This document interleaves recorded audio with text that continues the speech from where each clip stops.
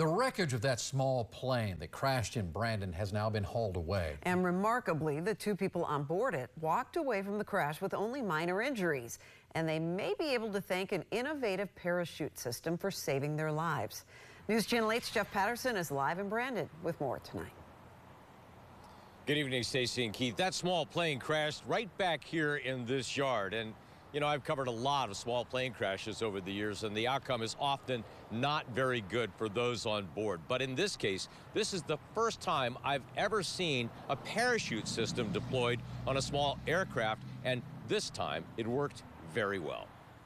The cell phone video is remarkable. It shows a small plane floating to the ground under a white parachute.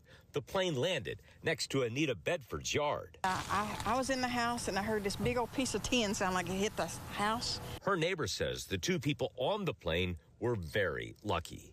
It could have hit the power lines because we were realizing when they were taking the plane away that it missed the power lines by a lot. That's kind of a miracle, isn't it? Yes, Jesus was there.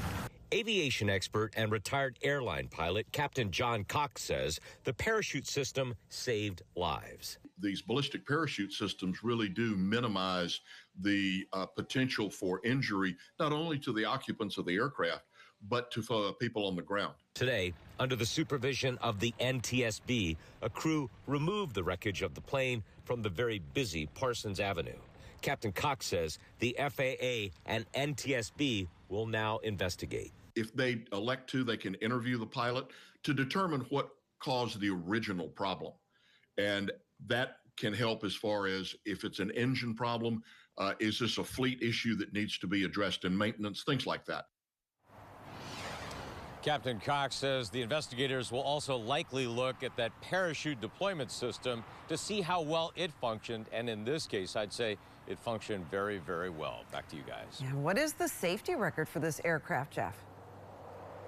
Well, this isn't a Vector Harmony aircraft. It's a two-seater, and it's listed as an ideal platform for pilot training, but it does have a couple of fatalities over the years through some of its crashes. However, in 2018, it was featured on the cover of the FAA Safety Briefing magazine, and so that's a pretty good sign that they say it's a pretty good aircraft, Stacey. All right, Jeff Patterson live in Brandon. Thank you.